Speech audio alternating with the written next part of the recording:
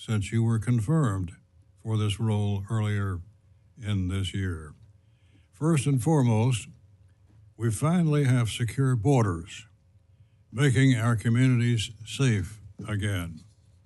Our borders, when unsecured, provide an express lane directly into our country for fentanyl and other illicit drugs that target our children, our schools, our families, and our neighborhoods.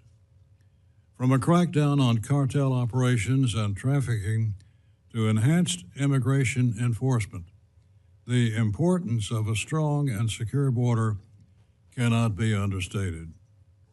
I want to thank you and President Trump for putting our nation's borders front and center.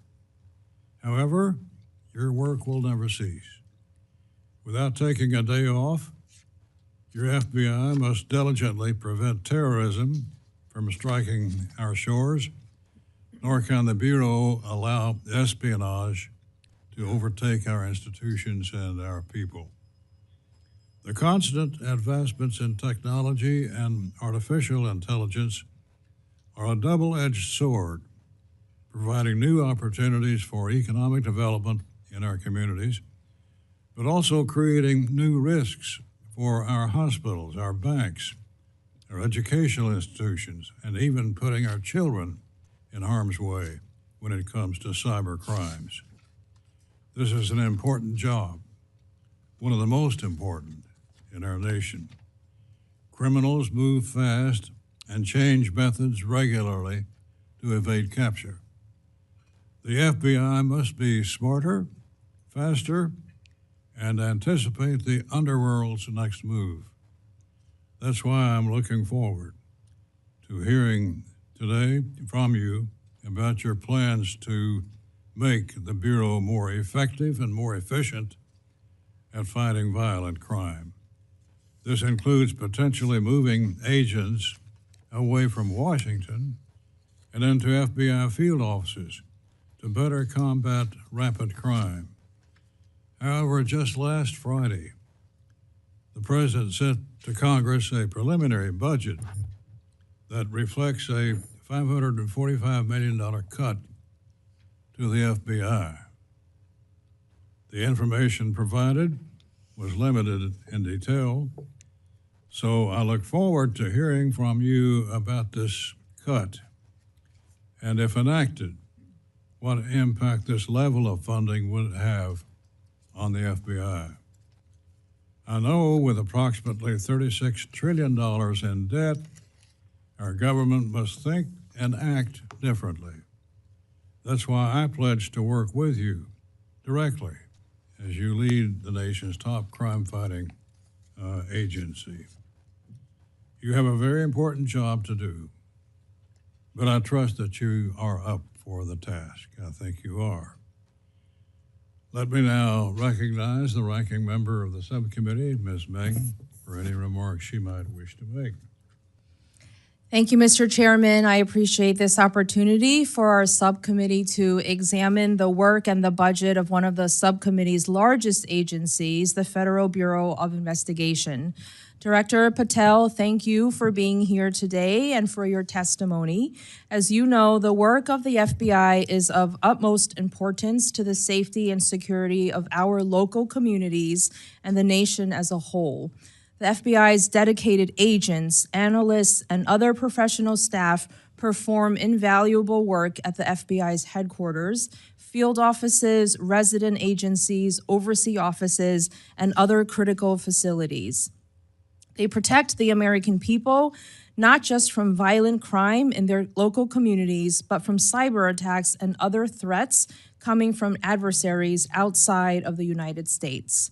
That's why I was very disappointed to see that the fiscal year 2026 budget framework released Friday by the Trump administration appears to propose cutting the FBI's operating budget by more than $500 million. The FBI has, in the recent past, come under harsh and I believe highly unfair criticism by far too many politicians and political campaign operatives. Earlier this year, the Trump administration demanded that the FBI provide the Justice Department with the list of all current and former FBI employees who at any time worked on January 6 related investigations. The list was demanded to, quote, determine whether any additional personnel actions are unnecessary, unquote. These FBI employees are career public servants who were simply doing their jobs. The administration has also fired or forced out dozens of experienced career federal prosecutors, as well as numerous senior career FBI leaders, including James Dennehy, the highly respected head of the FBI's New York field office. It also isn't helpful to the FBI or to federal law enforcement more generally that other recent actions of the Trump administration have shown strong disrespect for the law. For example, the administration, including Elon Musk and OMB Director Russ Vought, have made up the existence of an inherent presidential power to impound federal funds, which the Government Accountability Office, the Justice Department's Office of Legal Counsel, and the Supreme Court of the United States have all rejected.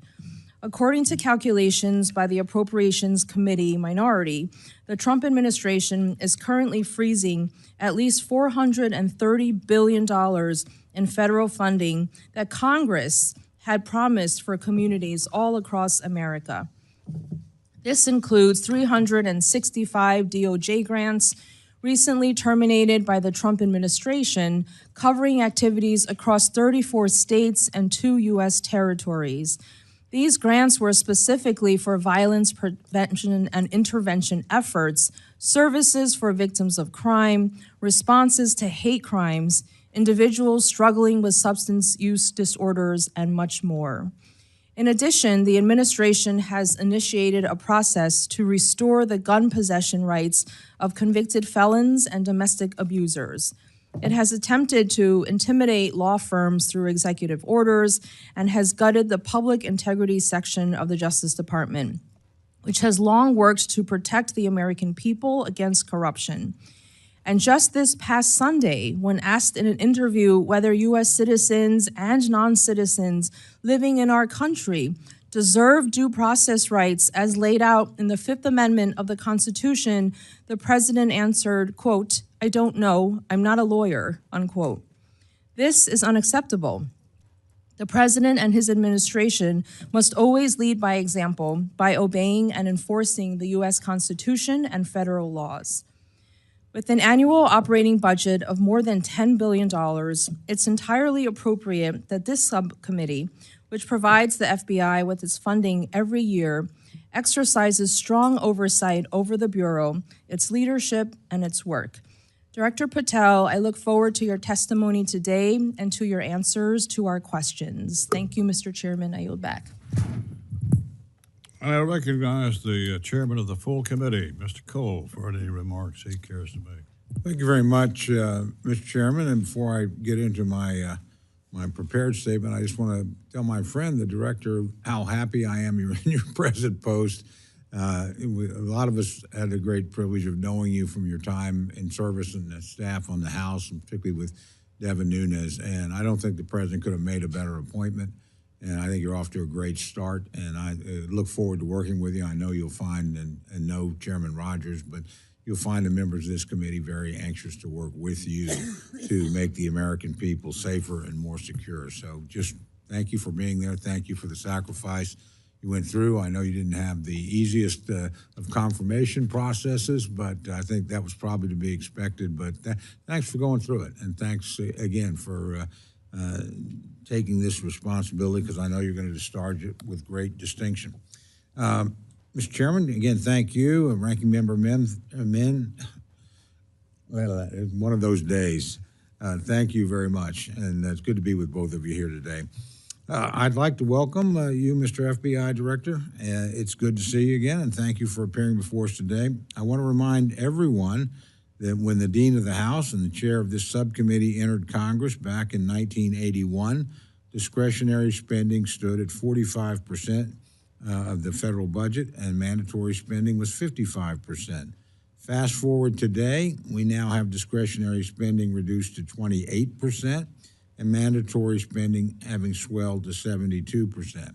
And as a percentage of the GDP, when the Dean got here, we were appropriating 9.8% of the GDP. We appropriate 6.4% of the GDP today. I simply point that out to say if we have a spending problem, it's not the Appropriations Committee where the problem is. We've actually reduced the amount of the resources of the American people we've taken to discharge our responsibilities, and the Dean's been a big part of that. Wouldn't have happened without him. The President has delivered, obviously, a starting point for this process of appropriations with his recent FY26 blueprint. Congress will now analyze the submission and use hearings to evaluate priorities moving forward, as we're doing here today. I would remind everyone, and certainly it's not the responsibility of the Director of the FBI, the quicker we can get a full budget, the better off we'll be. We'll be able to make smarter decisions and, frankly, work with you more clearly. I know you share that frustration. And I always say it's nobody's fault. Every new administration, it takes time to get people approved, takes time to get people. But we are at crunch time if we're going to get these bills out of here in a timely enough process for the full Congress to consider them and for us to have an opportunity to negotiate a final agreement with our colleagues across the rotunda in the United States Senate. But to the point of the hearing today, the mission of the Federal Bureau of Investigations is a significant one. Protect the American people and uphold the Constitution. Your work to secure our communities, along with preserving the integrity and trust of our top law enforcement agencies, is impactful each and every day. Importantly, the FBI has been instrumental in Operation Not Forgotten that focuses on investigations, services, and intelligence for Indian country. According to the Department of Justice, at the beginning of fiscal year 2025, the FBI's Indian country program had approximately 4,300 open investigations, including 900 death investigations, 1,000 child abuse investigations, and more than 500 domestic violence and adult sexual abuse investigations. Director Patel, I want to thank you and the FBI for reinstating and bolstering this critically important initiative, not only for Oklahoma, but also for the entire country. As you may know, more than 4 in 5 Native American and Alaskan Native women have experienced violence in their lifetime. The murder rate is 10 times higher than the national average for women living on reservations. Initiatives like these are what make the FBI stand apart. Very important when looking at these to understand the great majority of the perpetrators are not Native Americans. They're non-Native Americans, and they're on reservations and in Indian country for a very simple reason. I always like to say, hunters know where to hunt, fishermen know where to fish, predators know where to prey. They go to places that are quite often remote, where enforcement is difficult, and where jurisdiction is sometimes complex and tangled. So again, your focus on this knotty problem and persisting problem is deeply appreciated, certainly by me and I think members on both sides of the aisle. Our nation faces also countless threats, from terrorism and drug traffickers to cyber crimes and child exploitation. Violent criminals work to expose our weaknesses on a daily basis. The work of the FBI is unmatched, and thus Congress must effectively and efficiently appropriate funding to match these overwhelming tasks. Director Patel, I look forward again to this afternoon's conversation on these matters, as well as a thorough discussion of the budget. Thank you, Mr. Chairman. With that, I yield back. I now recognize the ranking member of the full committee, Ms. DeLauro, for any remarks she wishes to make. Thank you so much, Mr. Chairman and ranking member, for holding this important budget hearing. I also want to say a thank you to our witness, Director Kash Patel, for appearing before the subcommittee today. And as my colleague Tom Cole said, welcome back to the House of Representatives.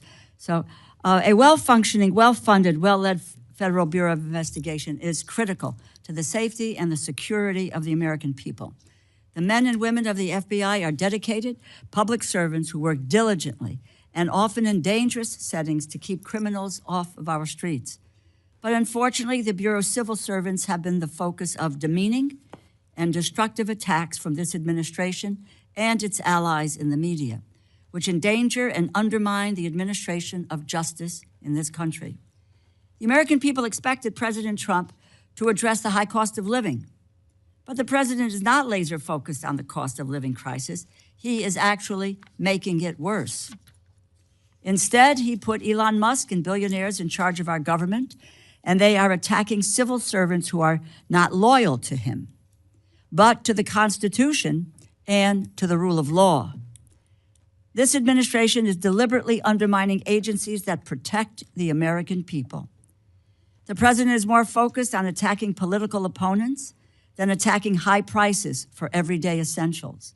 And the American people are paying the cost while the president embarks on an agenda of revenge, retaliation, and retribution. And he is attempting to wield the FBI to those ends.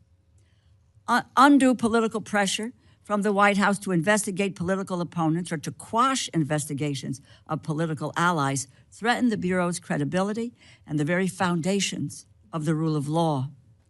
The FBI director must shield the Bureau and the rule of law from political pressure, not act as an instrument for implementing the president's political hit list.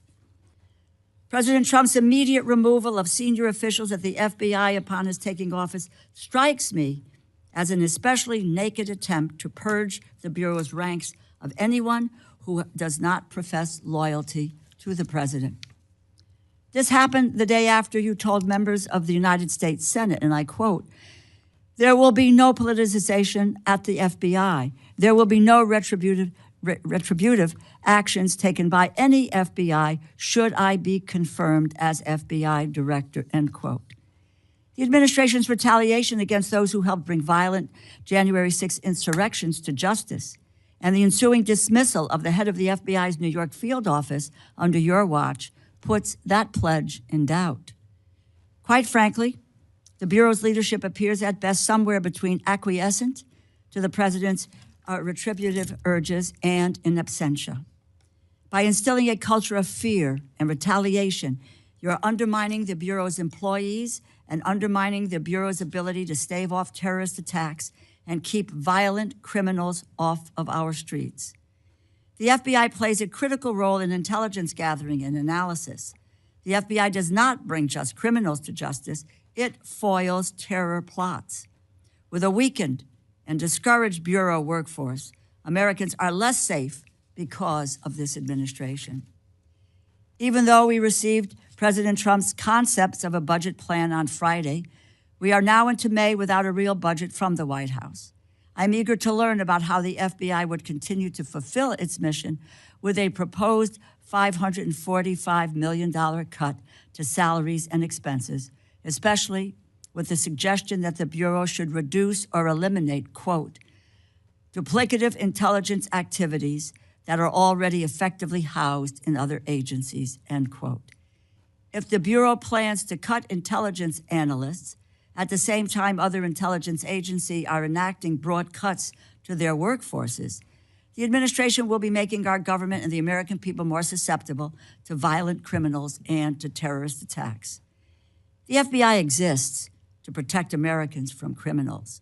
The American people deserve assurance that everyone will be treated fairly and equally under the law. They are not seeing that from the Trump administration's FBI under your leadership, and we must receive clear and convincing answers as to why that is. I look forward to your testimony, and I yield back. Mr. Director, it's a pleasure to welcome you to the Congress.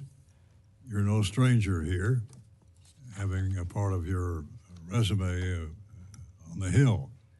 So welcome back to your home base. We look forward to hearing from you and responsive to questions after your statement.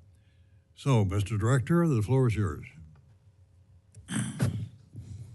Thank you, Mr. Chairman. Chairman Rogers, Chairman Cole, Ranking Member Meng, Ranking Member DeLauro, and members of the committee. It is an extreme honor and a privilege to be sitting here today as the 9th Director of the FBI. President Trump has set some priorities out and a new focus for federal law enforcement. The FBI has heard those directions, and we are determined to deliver on our crime-fighting and national security mission with renewed vigor. I'd like to highlight just a few things the FBI has undertaken in the few short months that I've been at the helm. We have apprehended 3 of the FBI's most top 10 wanted fugitives in the world. 3 in less than 3 months. We've joined our partners at DHS and conducted targeted operations to round up fugitives around the country. For instance, in Massachusetts alone, we apprehended 370 violent fugitives. We seized, along with our partners at DHS and the Department of Defense in one operation down off the coast of Florida, 44,000 pounds of illicit narcotics. That's $500 million of pure narcotics that would have hit the streets, are now off the streets permanently. And as part of Operation Allied Corridor, we've targeted approximately 3,000 illegal aliens with ties to criminal organizations who are eligible for deportation or removal. Children. Today, as we talked about with the Attorney General in Operation Restore Justice, prioritizing crimes against children is a priority of mine and will continue to be of the FBI. Just this morning, we announced that we executed over 450 search warrants and have rounded up in the last month alone over 400 individuals who choose to enact acts of violence against our children. 205 in the last week alone, to include individuals in positions of trust, such as teachers and law enforcement officers. They are committing some of the most heinous crimes against the most innocent of our society, and we will not tolerate it. It will remain a priority for us. As we double down on criminal threats, we're never going to stop pursuing the mission of defending the homeland. Foreign spies are trying to steal our technology, are trying to steal our agricultural products and seeds. Cyber actors are looking to infiltrate our networks on a daily basis from all parts of the world, and foreign and domestic terrorists continue their plotting, both here and overseas. It's hard not to overstate the operational tempo that the FBI must act and will continue to act since I've been at the helm of these last 3 months. The mission is a no-fail mission because if we fail, then American lives will be endangered or lost. Every operation we run comes with one end state in mind: to disrupt or stop criminal activity or threats to the homeland. It's not I that do the work of the FBI. It's the agents, the intel analysts, the SOS, and the support staff throughout our field offices that take it to the streets every single day. It's our linguists who translate and transcribe from dialects that most people on earth don't even know about in offices on a 24/7 basis so that our search warrants can be signed out, so that our arrest warrants can be signed and approved by judges. It's the everyday women of the FBI across the country, many of whom I've gotten to meet in my short time. And prior to that, in my time as a terrorism prosecutor, worked hand in glove with them, both here in America and overseas. Our Joint Terrorism Task Force is a heartbeat of what defends this country from domestic and international threats of terrorism. Every one of our 55 field offices has a Joint Terrorism Task Force situated in almost every single state in this country, covering every single state in this country. We've stopped many plots, including against targeting energy facilities in Baltimore, and of course, the tragic New Orleans day plot, terrorist attack. One of our initiatives, of course, is to continue to fight against illicit fentanyl trafficking and narcotics trafficking into the country. Every 7 minutes in this country, as of last year, an individual, an American citizen, is killed from a drug overdose. To that end, we have enacted, along with our partners across the interagency in the Southwest Border Intelligence Center, the Counter Cartel Coordination Center, or as what we call it, the FBI, the C4. We have flexed assets over to that area and are using it as a regional hub to countermand the narcotics coming across the southern border. It's important efforts like these that not just stop the narcotics traffickers and narco-terrorists from entering our country, but from pouring drugs in. We must work with the interagency to accomplish this goal. We will work with the interagency to accomplish this goal. It's not an FBI mission alone. We will partner with anyone and everyone willing to achieve this mission set.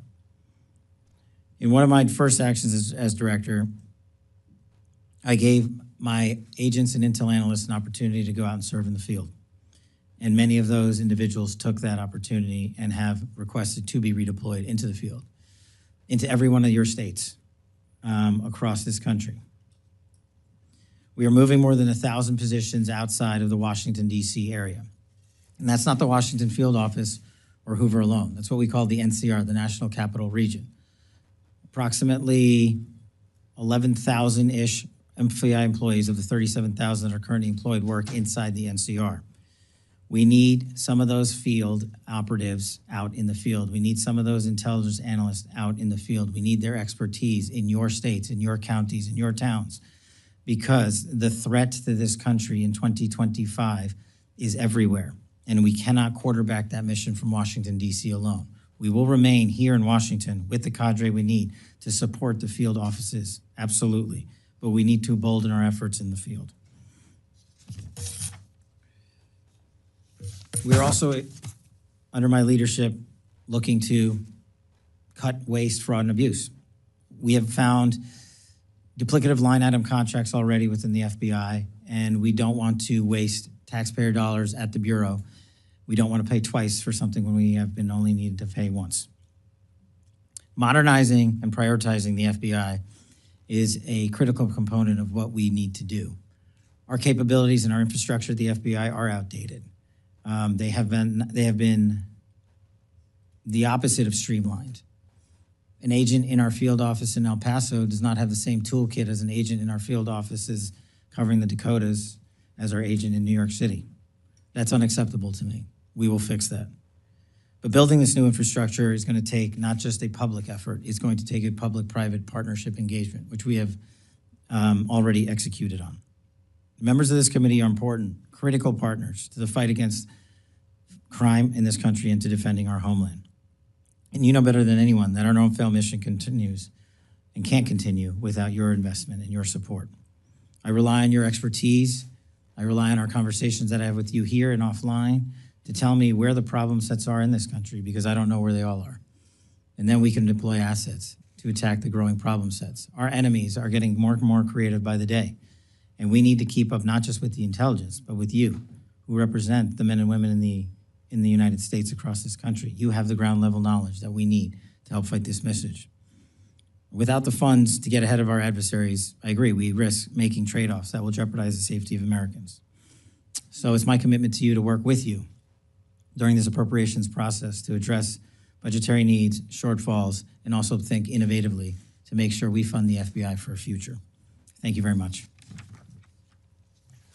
Thank you, Mr. Director. We will proceed under the 5-minute rule. And to begin with, I recognize myself.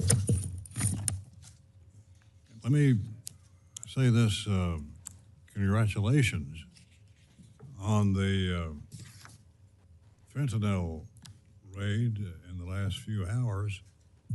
I think one of the largest, if not the largest, seizure of fentanyl drugs. What can you say about that operation? We seized, Mr. Chairman, I believe what you're referring to is a 6-kilogram seizure of fentanyl in Kentucky that constitutes an amount of fentanyl that can kill 500,000 Americans. And that's just one of the seizures that we have conducted throughout this country, because the fentanyl crisis in the United States of America has not been countermanded. This time last year alone, 620 kilograms of fentanyl had been seized. In these last 3 months, 840 kilograms of fentanyl have been seized across the country by the FBI alone. Fentanyl and carfentanil, a drug that is 100 times more potent than fentanyl itself, is exploding across the scene because we are letting our enemies and adversaries in mainland China produce chemicals and ship them here freely. And we need to attack that head on. And it's operations like that, Mr. Chairman, that will allow us to save the lives of our kids. Well, we certainly wish you well in that regard. This is your first time testifying before this subcommittee, and you've briefly shared a few priorities in your statement. Let me allow you more time regarding your initial priorities, particularly any strategic goals or areas where additional congressional involvement might be necessary. Thank you, Mr. Chairman.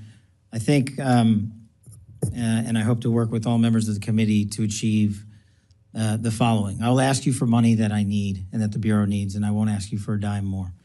In order to achieve the mission of the FBI, if we continue on the current trajectory outlined, we will have to not only eliminate 1,100 vacancies currently at the FBI, I will have to fire 1,300 more. In order to fight crime at a level that is consistent with 2025, the budgetary number I've asked for in my paperwork is, I think, reasonable. And also, just to put it in perspective, it's multiples of billions of dollars less than what the TSA has to operate annually.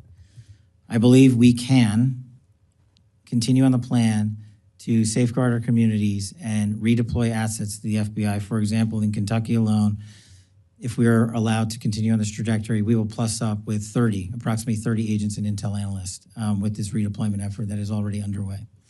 That will allow more agents to be in the field and conduct more seizures of fentanyl, prevent more acts of violent crime, and stop more murders and stop more gangbangers. I firmly believe putting folks in the field is one of the biggest ways we can secure the safety of our communities. Places like Louisville have dedicated over 2,000 hours alone to assisting DHS, conducting over 100 arrests. And so it's operations like that I can go on that we can do if we have the manpower to do it, and I believe we'll get there.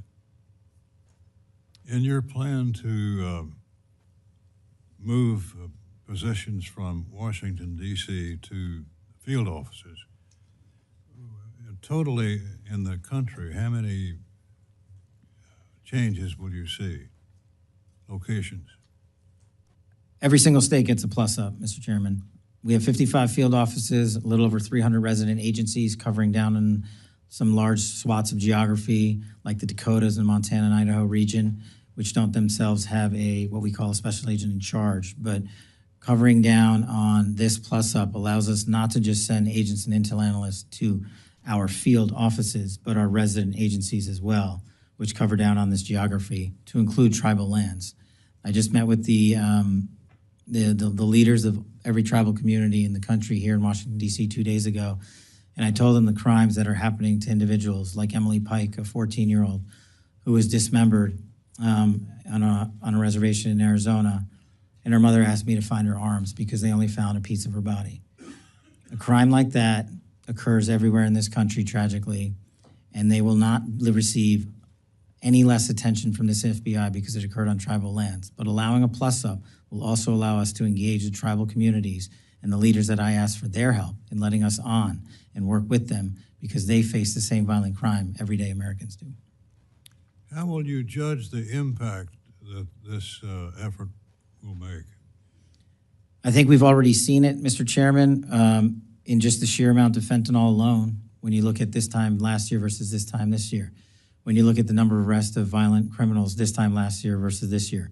And that's just with a short-term surge to the field that we've done in these last couple of months. The long-term push to the field will take much longer. Well, thank you for willing to serve. And we wish you well and will be supportive of your efforts. We want to see the FBI back to its former glory. And we think you're the man that can make that happen. So our best wishes to you. Thank you, sir. Ms. Meng? Director Patel, since 2022, the executive branch has been legally required to operate and maintain a publicly available system to which apportionments are posted. As you know, apportionments are legally required by the Anti-Deficiency Act. They are formal federal budgetary accounting documents that are legally binding on federal agency, and OMB uses them to tell agencies how and when they can spend legally appropriated funds. Beginning in March, this OMB stopped making these documents publicly accessible. You stated in your confirmation hearing before the Senate Judiciary Committee that you want to work to get public trust in the FBI back. It would seem to me that transparency and public reporting about where and how the Bureau is spending money would help in earning back public trust. As the leader of our nation's principal federal law enforcement agency, will you commit to making the FBI's account-specific apportionments publicly available? Absolutely, so long as I have the appropriate request.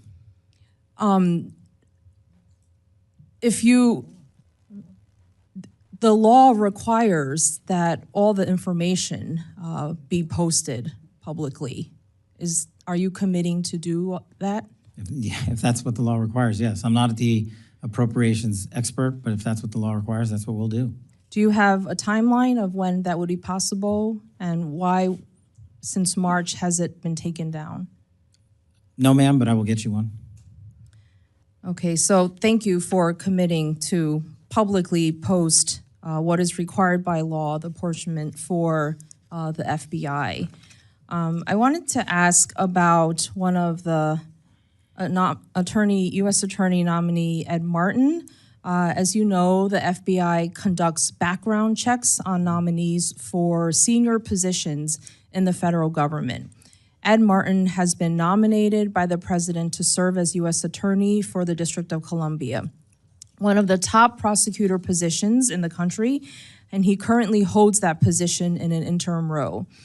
If it has come to light that Mr. Martin has praised a Nazi sympathizer named Timothy Hale Cuccinelli, who was also pardoned by President Trump after being convicted as a January 6th rioter. Mr. Martin called Hale Cuccinelli, quote, an extraordinary man, an extraordinary leader. He's also falsely claimed that he did not previously know that he was a Nazi sympathizer. Do you think that this is the kind of thing that the FBI should be careful to investigate as part of its background checks on nominees such as Mr. Martin? Thank you, ma'am. I'm not familiar with Mr. Martin's specific BI investigation, but I can tell you how the BIs are done for everybody at the FBI. We have careers running the entire inspection division and HRD component. That has not changed since I've been in the seat, and every BI has been held to the same standard by them, and either they pass along the information from their investigations that they cultivate, or they don't. We do not tell them what to pass on and what not to investigate. Do you know if this information and past association was part of the record? I'm not familiar with his personal background.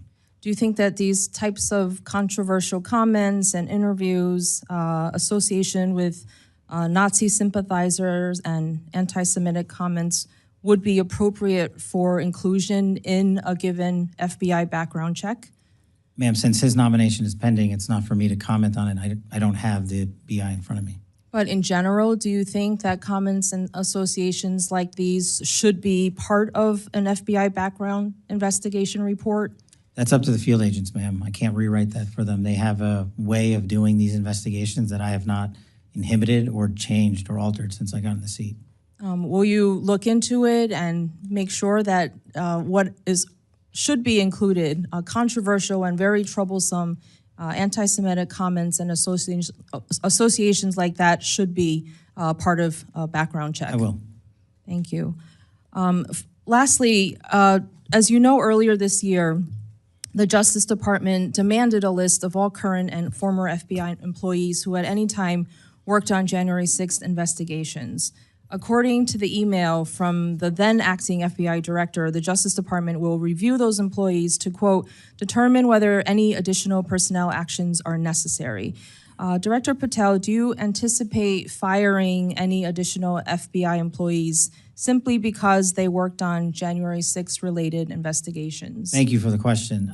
That email or memo was sent out prior to my arrival at the FBI. We have not addressed that specific email since I've arrived because the matter's in litigation in federal court.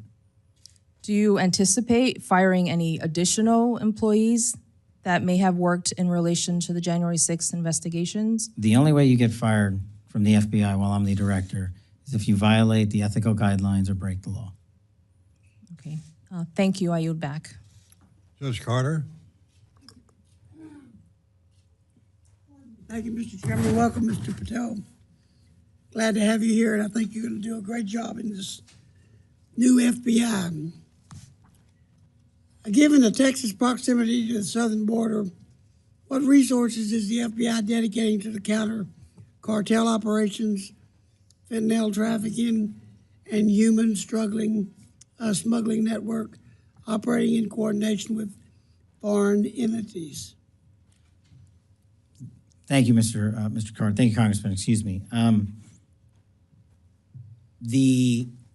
One of the things I mentioned during my confirmation hearing is the one thing I believe to be the underpinning of all violent crime, or at least the overwhelming majority of it in America, whether it's murders, gang violence, or sex slave trafficking, is narcotics. And narcotics, unfortunately, are pouring in not just on a border state, but every single state has become a border state. So to countermand that, we stood up the SBIC just next door in Arizona, the Southwest Border Intelligence Center. And the FBI's mandate there at the Counter Coordination Fusion Center is we have already sent dozens of agents and analysts out there to countermand the entire narcotics flow and interdiction process at the border. Specifically, when it comes to the state of Texas, sir, we will, if the appropriations process allows, augment the number of agents and analysts in the field and SOS support staff by over 85. That will cover down on every major city in Texas and allow us to cover down on the RAs in the outlying regions. So those places include Dallas, Houston, San Antonio, El Paso, but also the half a dozen plus RAs we have inside the state.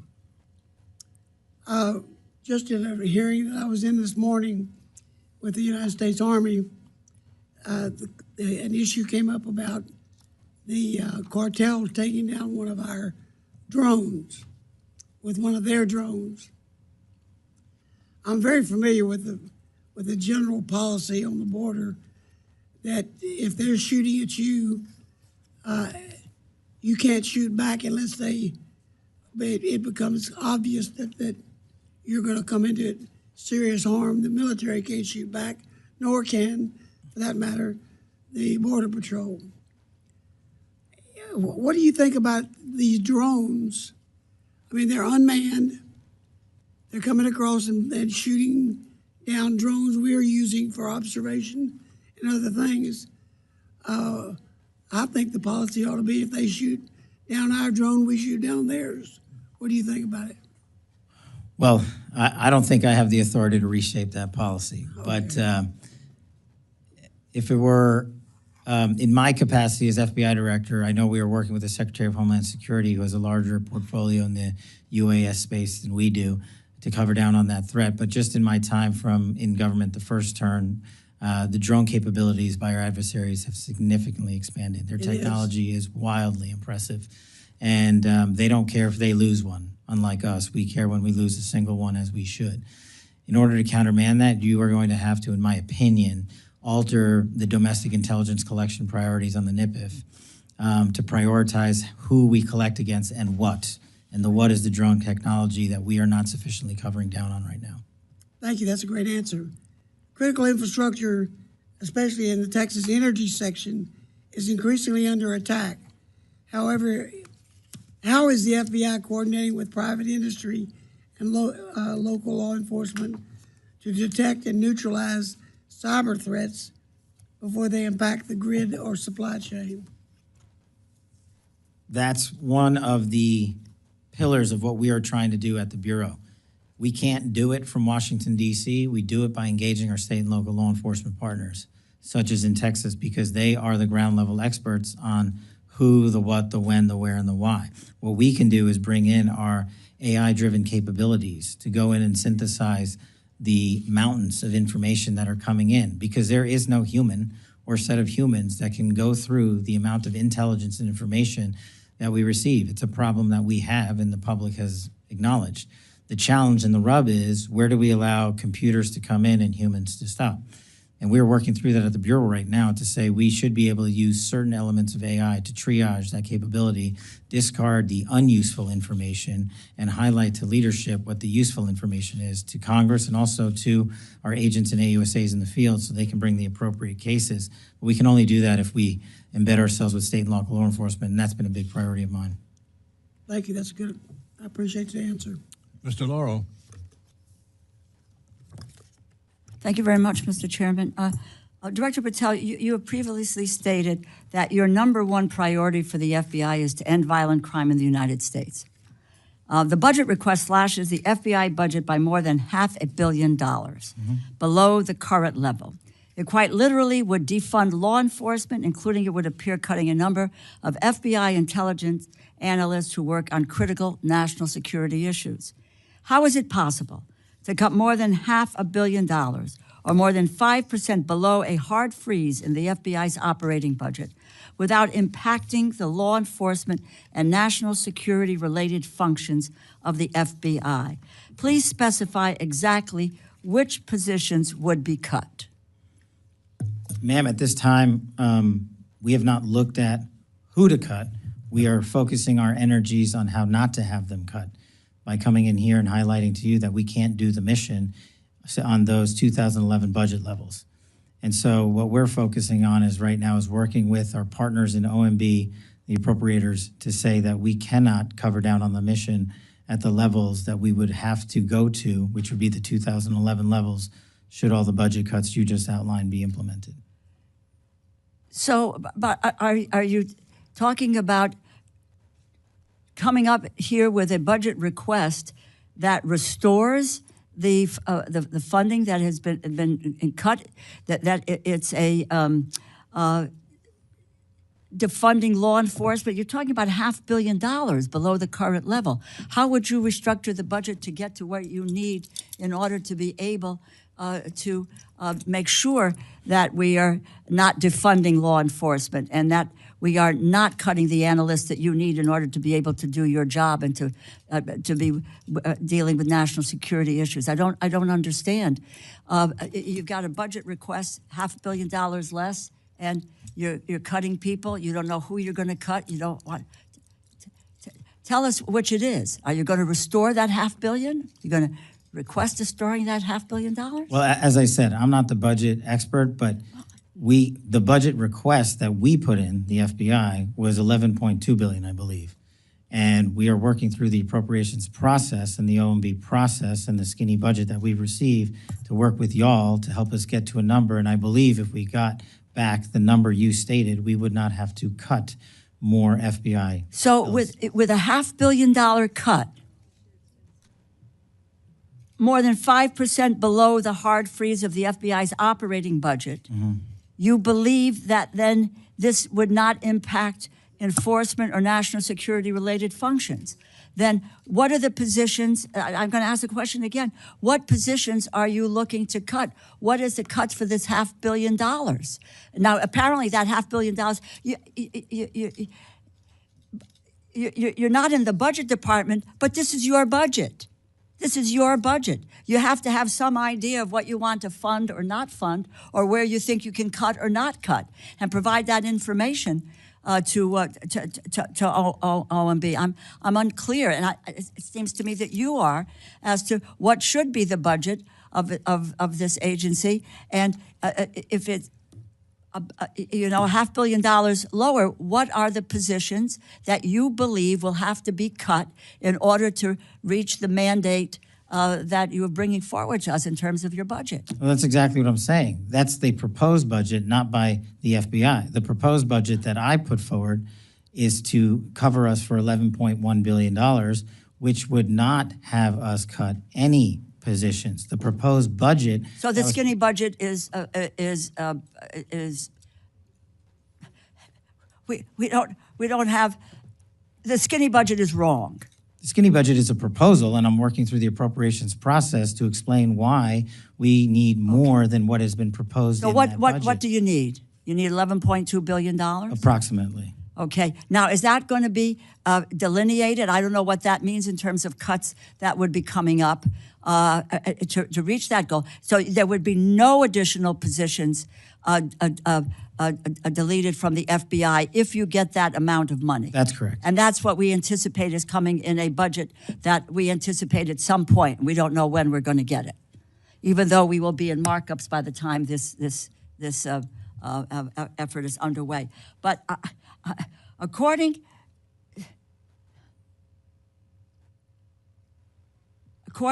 to what we have received from the FBI, there are 904 positions that are currently slated for transfer from Washington, D.C. to field offices that are currently vacant. Is that correct? Yes, ma'am. Okay.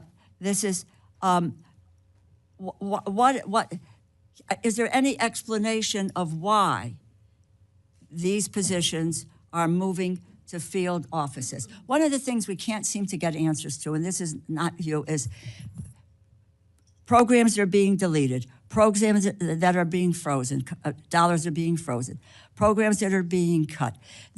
We don't have any sense on this committee, which is the Appropriations Committee, and making a determination of what we should or shouldn't do, is any evaluation from any agency so far, and I ask this of you, what is the criteria?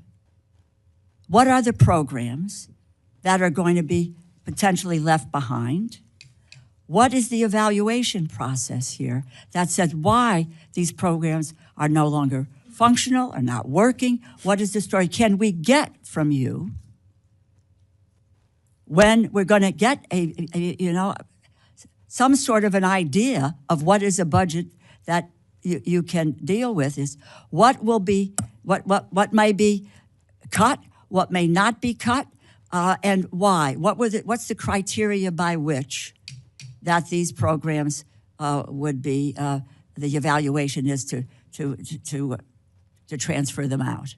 Or why are these people going to field offices? Can we get that from you? Yeah, I can give it to you right now, ma'am. The short answer as to why these folks are going to the field is because we are moving agents, intel analysts, and SOSs across the country into every state to get a hand-level grasp on violent crime in every single community. We're moving those folks out there.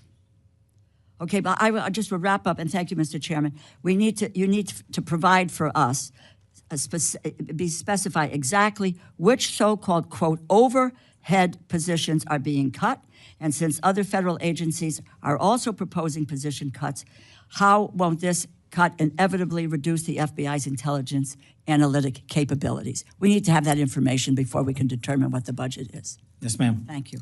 Yield back. Mr. Cline. Thank you, Mr. Chairman. Thank you, Director Patel, for being here.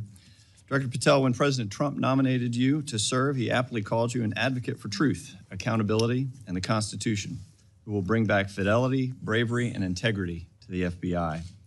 You yourself have identified two important pillars in order to rebuild public confidence that include, first, streamlining operations at headquarters while bolstering the presence of field agents across the nation. I believe you just spoke to that.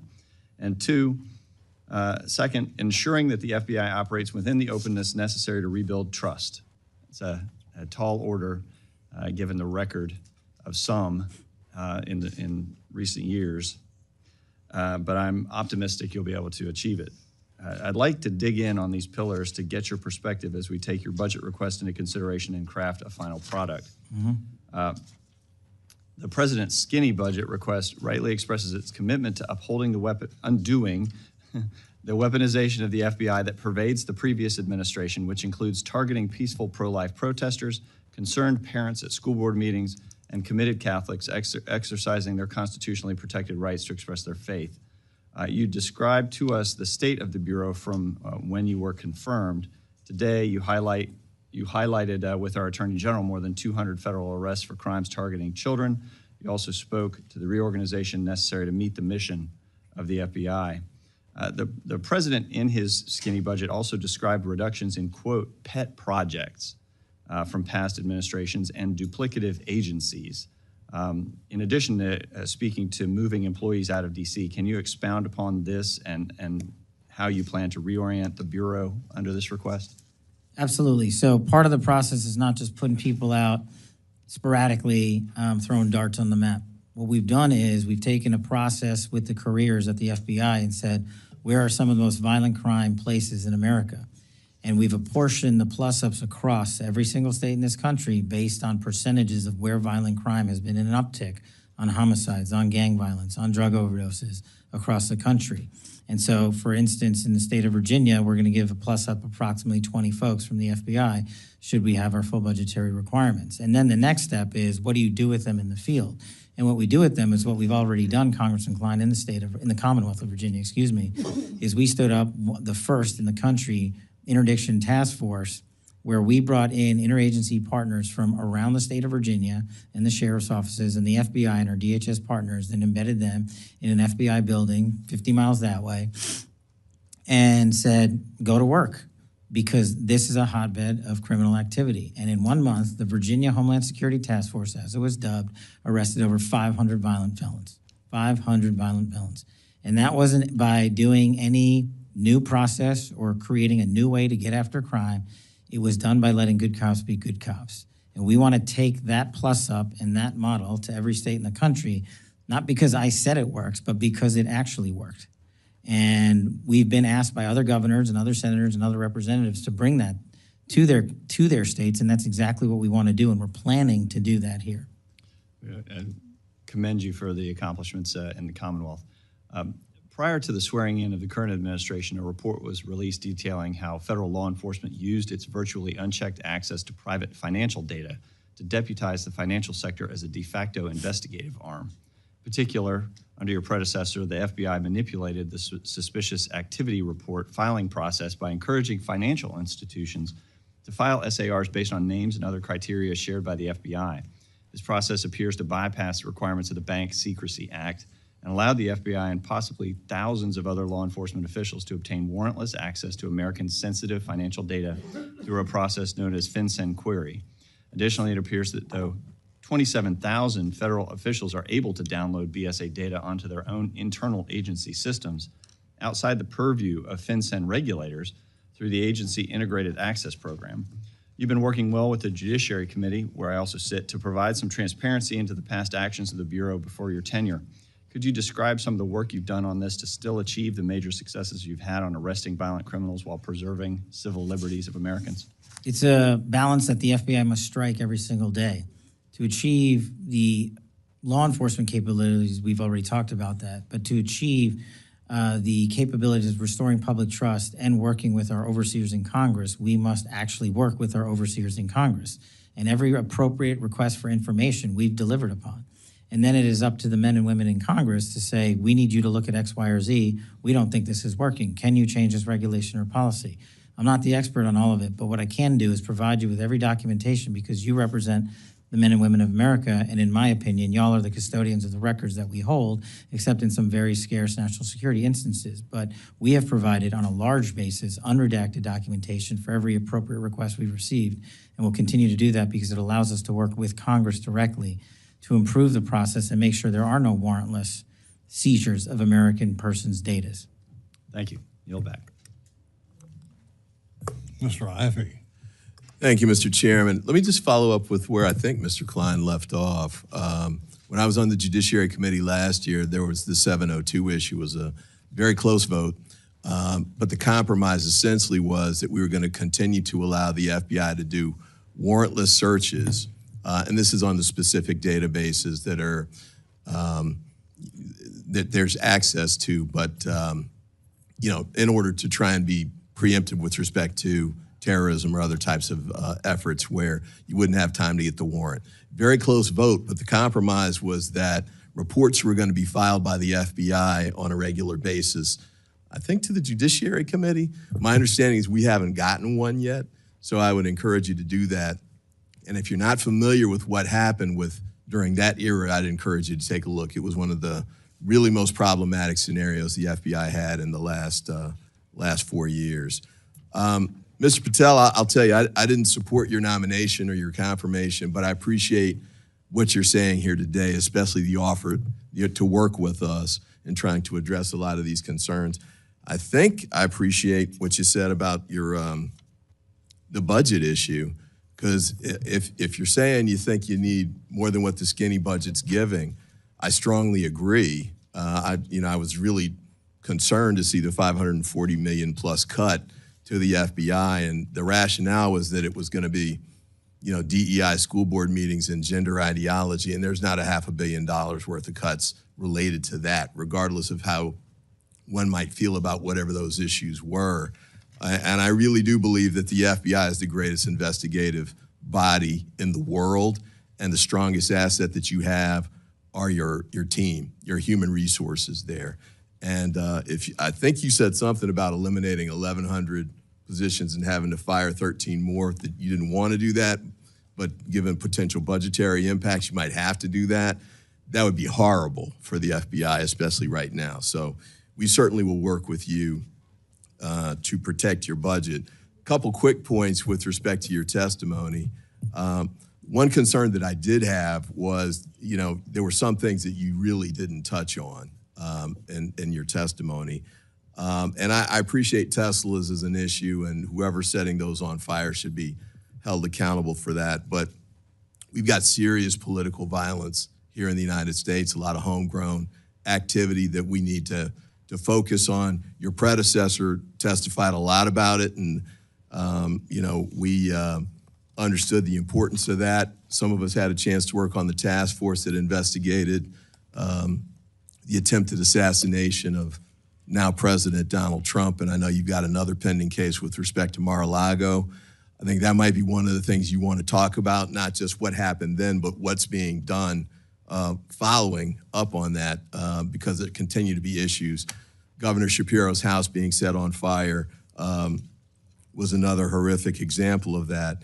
Also domestic terrorism with respect, you mentioned New Orleans in your oral testimony today, but that's the kind of homegrown terrorism issues that I think we need to focus on, and really only the FBI can get at that in the way that we need to have done. Brian Thompson, that assassination, the United Healthcare CEO was another example of that. The political violence, or violent crime issue that you just mentioned a moment ago, I've got mixed feelings about the decentralization of your staff.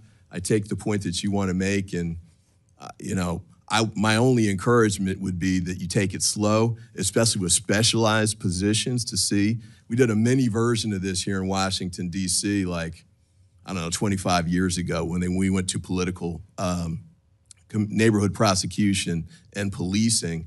Some of it worked and some of it didn't. Some of the specialty units, like the homicide unit, needed to be re-centralized again because you needed that expertise, concentrated. And the current office, whether it's political integrity investigations, that might be one that you want to keep centralized. Civil rights is another one. So I hope you'll consider being careful about how you move forward with that.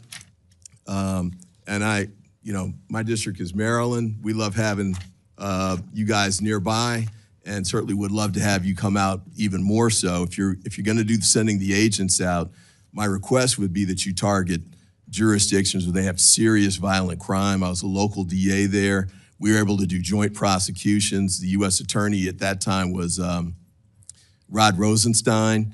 We did some joint work, RICO cases. We didn't have RICO capability. We took the cases to him. This is MS-13.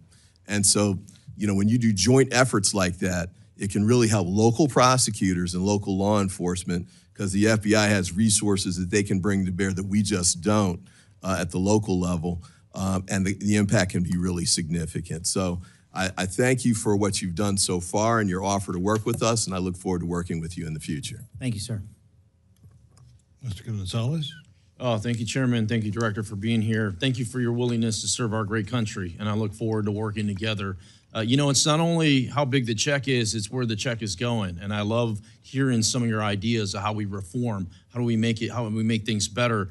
I represent a district that's nearly half of the southern border, been ground zero for a lot of the chaos that is happening. You already know this, but you have some of the best field offices in this area, right? The FBI office in El Paso doing amazing work. The FBI office in San Antonio doing amazing work. FBI office in Houston doing amazing work.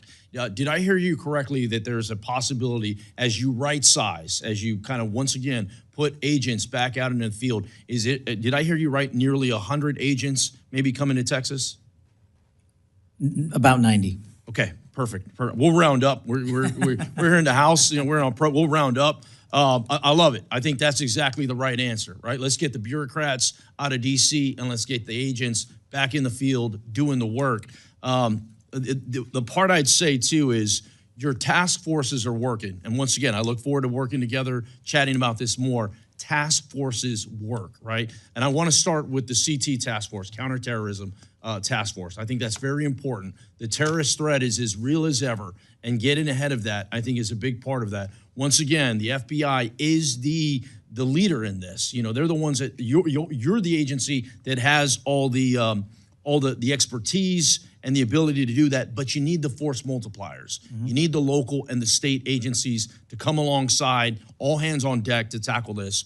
The other thing I want to highlight for you, and then I'd like to get your response, is these anti-gang task forces, another task force that I think have just done amazing work, specifically going after some of these criminal illegal aliens, right? These TDAs, these MS-13s, these gangs that are in our country to the tune of over, yesterday, the Secretary of Homeland Security, Kristi Noem, she told me there's over 600,000 known convicted criminal aliens in our country. Can you talk a little bit about the importance of the anti-gang task force? Thank you, Congressman. And you're right. The best cases I ever made as a terrorism prosecutor was on the task force because we had embedded state and local authorities with federal authorities, state and federal prosecutors working every day together, bringing cases where you could bring cases because sometimes you couldn't bring them in state court and sometimes you can't bring them in federal court. And so the gang task force is, right up there with the JTTF model. It serves the same purpose by allowing, my best example is the Virginia Homeland Security Task Force. We simply allowed access, placement, and location. And then we got out of the way, we being leadership. We are not running the cases in the field. Agents are. Intel analysts are synthesizing the intelligence, not me. Putting them in simply the same room and giving them some resources. We don't need to recreate or be super innovative. And that's the beauty of the gang task force. The folks in there are experienced career operators at every level that they operate in. They know what they're doing. What they're not currently allowed to do is get together enough. And that's simply what we're trying to do with part of this plus up. And again, and you're right, Congressman Ivey, we're not doing it overnight. It's a process that's going to take about a year if we get it right across the board, because it takes time to transfer expertise, but at the same time, we're not going to gap expertise in headquarters.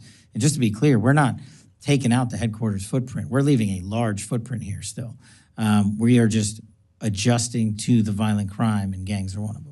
I'm spot on. I did a roundtable in San Antonio. We had FBI, we had HSI, we had ATF, we had local law enforcement, we had state law enforcement. I think that's more. We need more of that. We need to turn the volume up on that, and once again move some of the bureaucrats. The other thing, I represent a district it's larger than 30 states, right? And there's a part of my district. One of my counties produces more natural gas than anywhere else in the country. And I want to highlight something for you that has worked. And this is the Permian Basin Oil Theft Task Force. Mm-hmm. And oil theft in West Texas is a real deal, right? Especially with the border crisis that we had to deal with over the last 4 years. And I would ask that you please continue to take a look at that. That is a program, once again, without the FBI being at the core of providing the intelligence and the expertise, it's really difficult for some of these sheriffs and some of these local municipalities to tackle these organized crimes. So as you're working through the budget process,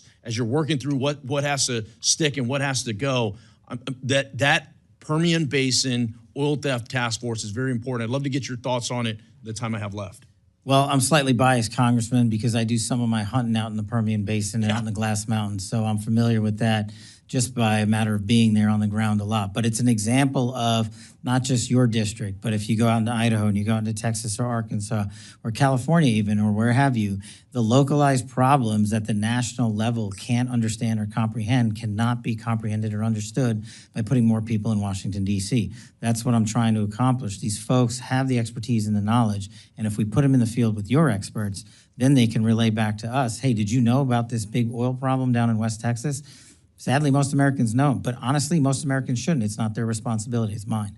And so that's what we're working towards. I'm looking to codify that. Love to continue to working with that on that and other things. Thank you again for your testimony today. Chairman, I yield back. Thank you, sir. Mr. Morelli?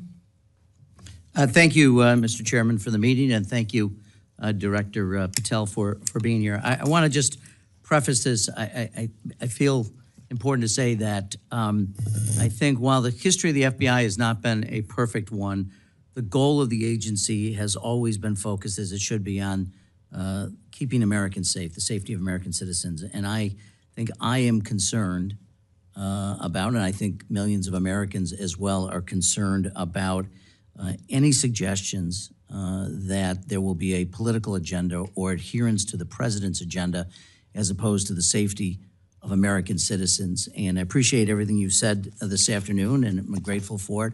I know I've been in the business of politics for a long time. The only thing I ever care about, whether it's the military or law enforcement, that it's professional and it's nonpartisan, and that we uphold the rule of law and the Constitution of the United States. And I'm just very, very concerned about some of the things I hear from the Oval Office, not from your office necessarily, but from the Oval Office, and hope that the president recognizes that the FBI serves the American people, and it serves the rule of law, and the Constitution does not serve the president or any political agenda. And I just want to feel honor-bound to say that as a preference. So I appreciate you being here. First of all, do you believe it's your duty to uphold the Constitution of the United States? Mine and everybody at the FBI. I appreciate that, sir. I want to go back, and I appreciate what everyone said. You know, the skinny budget, as we're calling it, is frustrating for appropriators because it's really hard to tell from the literally 10 lines and 100 words about the FBI what is envisioned here, and it calls for a cut of, as we've talked about, $545 million. I gather, as I'm piecing this together, I think roughly speaking, the proposed budget is about $10.7 billion. The president has asked for about 10.2, rough numbers. You're suggesting 11.2, which would be about a $500 million increase. And I think I share, as my colleagues do, some interest in, first of all, recognizing what that increase would be and how it would accrue to the benefit of the American people. Can you just quickly, and I have a couple of different questions, so I'd ask you, just tell me where you would focus that increase on, because I'm concerned about the proposed cut, and we have virtually nothing to go on here. Yeah, very quickly, just in the last 3 years, the FBI has, through budget cuts and CRs, left vacant 1,000 permissions approximately every year. So right now, while everybody thinks the FBI has 38,000 employees, we do on the books, we don't have 38,000 humans. So year over year, those cuts have led to book attrition. And in order to get some of those back and some of those vacant slots back, we need to actually fund them. And the rest of the funding would go to preventing the removal of an additional amount of agents. Well, look, I'm sure you share our frustration. You probably didn't like the proposed budget any more than I think many of us did. So we would encourage you, as you're speaking to the president, to encourage him both to speed up the process and also to consider some of your recommendations. Earlier this week, there were reports by the Attorney General's plans to dissolve the Organized Crime Drug Enforcement Task Force by September 30th of this year. I find this deeply troubling. The task force's recent success in my district, just last week, we removed over 200 grams of fentanyl from the streets of Rochester, New York, where I'm privileged to represent. I did send earlier today a letter to the Attorney General, which I would ask unanimous consent to enter my letter into the record, but expressing my concern over the decision and reminding the Attorney General that funds appropriated by Congress for fiscal year 25 are required to be spent, and the legality of the decision aside, the FBI is an important member of that task force. I wonder if you could just share with me the importance of the work to national security and to the public, and how, if you've been consulted, and what your views are on the efforts to decommission it. I believe are you referring to OCDEF, sir? I'm sorry? Are you referring to OCDEF? Yes, that's correct. My understanding, and I'm not going to speak for the Attorney General on how the department views it, is that the cut is only to one singular office, not to the OCDEF program writ large, which the FBI has a large authority over. And so I have not been informed yet, and again, I'm not speaking for the AG, that the OCDEF program itself would be shuttered in any way. Okay, we're getting it from news reports because we're not getting it from the department. It said a DOJ budget analyst at OCDEF, I think that's how you say it, would be zeroed out in the budget. And also, and I just note parenthetically that it brought in $2 billion in proceeds. It cost $500 million to run the program. So honestly, it's good ROI. Yeah, this is good ROI. So I'd love to come back to you if I could, or have further conversations with your office about it, because I would like to see it continue. I think it does amazing work and is well worth the investment that we make. So again, thank you for being here, sir. No problem, sir. Mr. Alford? Thank you, Mr. Chair. Appreciate that. Director Patel, good to see you again. Thank you for being here. How many employees currently work for the FBI? It's approximately 35,000-ish. About 13,000 special agents? When we're full up, we're not quite. 3,000 intelligence analysts? Yes, sir. 19,000 professional support staff. Yes, sir. Is that about right? You say that you have eliminated 11,000 employees. Is that correct? No? No, sir. I think How many people have been let go from the FBI? I don't believe I fired anybody. No one has been, but you could be firing up to how many? Well, I could if I would be forced to remove an additional 1,300 employees if we go along with the budget that's out right now. So that's where the $545 million in cuts would come from. Right, and just real quick, so a large portion of that also, people ask why we don't have that in our coffers currently. It's because there was a 2%, and rightly so, pay raise. So we used a lot of funding that we received in the last cycle to make sure everybody got paid what they need to get paid. Were there any deferred resignations? from the FBI? I believe a number of individuals have taken the program offered by the Justice Department. Would hiring or firing have anything to do with loyalty to the President of the United States? No. Would retribution have anything to do with any hiring or firing decisions? None whatsoever, sir. Would retaliation have anything to do with any hiring or firing positions? No, sir. The fentanyl crisis is very real. I had a friend who's lost 2 sons in the last 3 years to fentanyl poisoning. I prefer to call it poisoning because that's what's happening. China, Mexico, poisoning our young people, killing some 300 on average a day in America.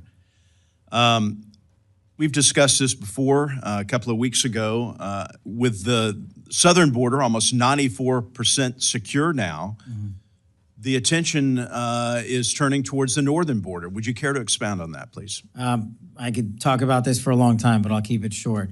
Basically, if you look at last year versus this year, our enemies and adversaries, as I said in the beginning, are adapting and have gotten smarter. So a lot of the CCP processors of fentanyl precursors are no longer going to the narco traffickers down south. They're going down there into terrorist organizations and shipping it up north. They're making it in Canada, and then they're dumping it down here. Why? Because of the tyranny of distance. We've got a lockdown on most of the southern border. And just to highlight for you the known or suspected terrorist statistics in entering this country illegally, last year was about 350. The overwhelming majority of them came in from the northern border. This year, we're on par right now with about known or suspected terrorists entering the country from the northern and southern border, and it's about 45 each. So it's not just drugs that are coming in, but it's those looking to do harm on our way of life. How do we counter that? We need a literal full government approach, across the board, state level wide approach, but we also need to take our adversaries more seriously overseas and not fall to the traditional position that if we're successful in one area, they won't adapt. They always do. You mentioned earlier in your testimony and some answers to previous questions about relocating personnel to the interior of America, getting them out of Washington, D.C. How many would be going to the Kansas City regional office? Approximately 37 positions to Missouri, 33 to Kansas City, 1 each to Topeka, Wichita, Jefferson City, and 2 to Springfield. And why are they needed there? You said that you're sending these to the most violent places, I believe was a quote. So I didn't decide that. I asked the people at the Bureau who've been doing this job for 20 plus years, tell me where we need to send agents, intel analysts, and SOSs. And these are the places they told me to send them and why. Because of the proportion of violent crime per capita in those regions needs to be covered down on. And that's not to say, and I don't want to say Kansas City has an explosion in and of itself, it's violent crime, but Kansas City covers down on a large area in Missouri and its surrounding states that have an explosion in violent crime, and that's why we're sending them there. Do we have the facilities to accommodate these personnel moving out into the regions? You do. There's been a lot of conversation about a new FBI headquarters. With the 30 seconds left, I know that you have an idea of moving the headquarters to the Reagan building, is that correct? We're currently in the process of reviewing options to keep the FBI within Washington, D.C., but we will most certainly be leaving the Hoover building because it is simply unsafe for the FBI personnel. Director, thank you for your service. I yield back. Ms. Dean? Thank you, Chairman Rogers, Ranking Member Meng, Chairman Cole, Ranking Member DeLauro. And thank you, Mr. Patel, for your testimony and for being here today. I've been looking at the President's 120-word FBI budget request, the so-called skinny, I'll call it Ozempic request, that states that, quote, the undoing of the weaponization of the FBI is one of the administration's top priorities. The weaponization of the FBI is something that deeply concerns me. It should concern all of us. And yet, since taking office, President Trump has been on a revenge tour. He has targeted individuals, universities, law firms, with executive orders to cut them out or to make them come under his will. He has used ICE to disappear U.S. citizens without due process, and he's fully ignored a unanimous Supreme Court order, and then over the weekend wasn't sure if he was obligated to uphold the Constitution of the United States. In your book, your recent book, Government Gangsters, you include an appendix with a list of names that people have referred to as an enemies list. Now, I know you will claim it's just an appendix, not an enemies list. So let's focus on how the president sees it, on what the president calls it. And you proudly display his quote on the front cover of your book. The president calls this a brilliant roadmap, a blueprint. And I have not even raised your storied children's book, The Plot Against the King. It concerns me how many people from this blueprint have been targeted with executive orders and FBI investigations. The FBI cannot be weaponized, and under your leadership, it has been nothing but a weapon alongside the president to go after the president's perceived opponents, to stifle dissent and free speech. A few weeks ago, as we saw through a social media post that you quickly deleted, the FBI arrested a judge in Wisconsin for correctly asking ICE officials if they had a judicial warrant instead of an administrative warrant, which they did not have. Despite this judge following the law, on the morning of April the 25th, the FBI arrested the judge in an escalation of the weaponization of the FBI under your leadership. Let me be clear. A functioning democracy does not lock up judges. I am gravely concerned about the utter lack of independence of the FBI and its weaponization under your leadership. I am concerned that the president is using this book, your book, as a blueprint, as he has said. It's a blueprint for revenge. And I am concerned that your eagerness, a childlike giddiness to carry out the president's revenge tour, you've shown yourself to be unserious in your statements before you were sworn in and some after. You've shown yourself unfit to lead this important agency. I was an impeachment manager for President Trump's second impeachment. It was a sad, solemn duty. And so I wanted to ask you about that. Mr. Patel, as you and the president continue to weaponize and investigate his perceived enemies, as you follow this blueprint, when can I, a former impeachment manager, expect the FBI at my door? Ma'am, you want to know who was targeted by a weaponized FBI? Me. You want to know how and why? Well, you want to know what I'm doing to fix it? That. Let me move on. Well, you should read the book because there's no enemies list on that book. So there are people that violated their constitutional obligations and their duties to the American people, That's good. You and they gave were them due rightly process. called out. I'm And you changing should topics. give that book to every one of your constituents so they can read about it. I won't be doing that. That's their loss. During your Senate confirmation hearings, you repeatedly denied having any involvement as a private citizen in the firing of FBI officials who engaged in the prosecution against January 6th insurrectionists, the violent rioters who beat and killed Capitol police officers, and whom you referred to as political prisoners. Since then, multiple whistleblowers have come forward, and we know that you likely committed perjury. At the same hearing, you claimed you were not familiar with Stu Peters, an anti-Semitic Holocaust denier, despite the fact that you appeared on Mr. Peters' podcast 8 separate times. 8 times. And you claimed not to recall. Mr. Patel, my second question is, should we worry more about your memory or your veracity? We should worry more about your lack of candor. You're accusing me of committing Veracity? perjury. Tell the American You people didn't how know. I broke the law and committed a felony. You did. Have the audacity to actually No, put the all facts right, then forward the answer is instead of both. lying for political banter so you can have a 20-second answer donation hit. The answer is both. I believe that the The men answer and is women of you're the failing, not I me. reclaim my time. Go ahead.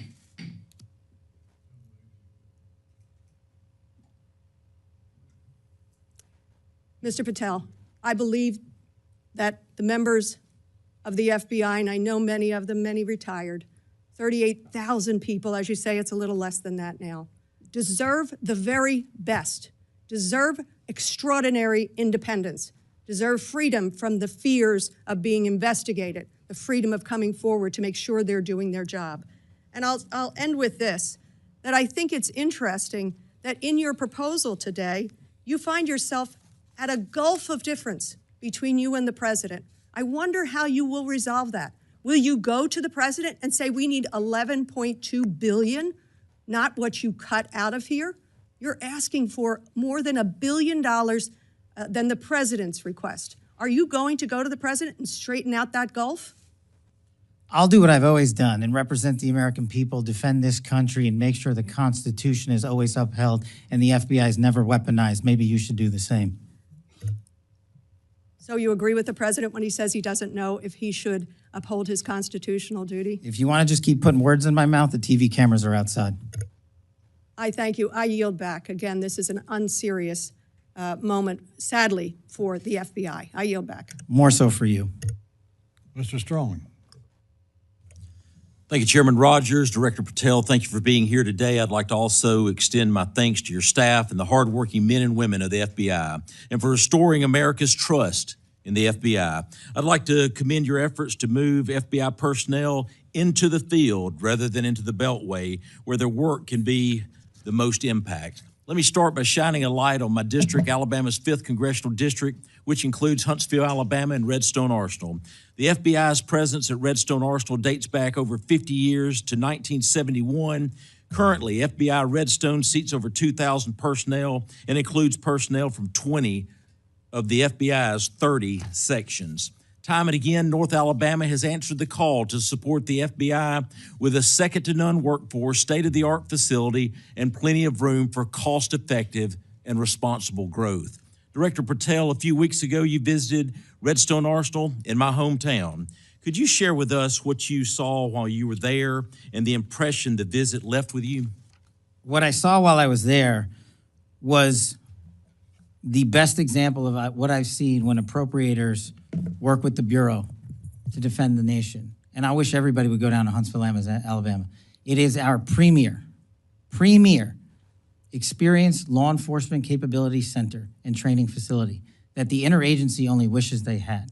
What we have down there in cyber, in long-range missile defense capabilities, nested there with NASA and the Department of Defense, and further programs, including our Terrorism Explosive Device Center, which the world relies on to stop bombs from going off, and so much more is down in Huntsville, Alabama. And the reason it's there is because appropriators were brilliant enough to provide a space outside of Washington, D.C., to take a geographic footprint and save money instead of rebuilding here in Washington, to do it for half the cost in Alabama. And that's why we're moving 500 FBI employees this year to Huntsville, because the technical expertise they possess, and we do not want to remove from the FBI, is nested in Huntsville and not Washington, D.C. And in order to train the future men and women of the FBI, the DHS, the DOD, and every other intelligence agency we have, they're already asking us, when do we get to go to Redstone? So I encourage everyone to go down there. Director Patel, I applaud your commitment to making America safe again and returning the FBI to its core mission. We must continue to get our dedicated FBI agents back into the field and out of the Beltway to protect America. This is there's no better place to achieve this than Redstone Arsenal in Huntsville, Alabama.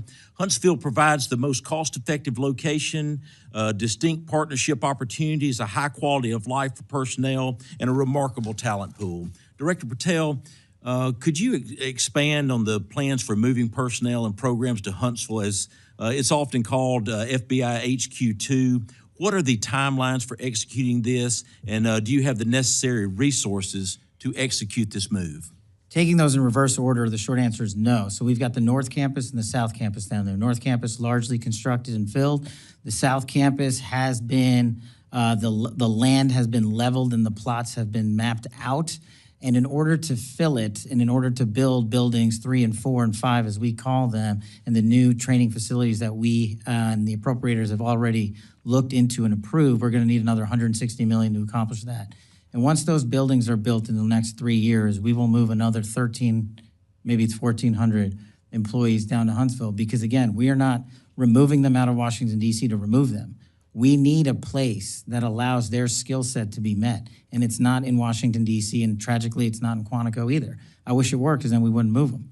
But that's what we're looking to build is for the future. It also gives us a landing platform in a more centrally located area of the country for these specialized teams to deploy out into the rest of America when something goes boom or when there's a tragic accident. So I am asking the appropriators not only for the $145-ish million to finish the build, but the $60 million for the O&M to keep the facilities up.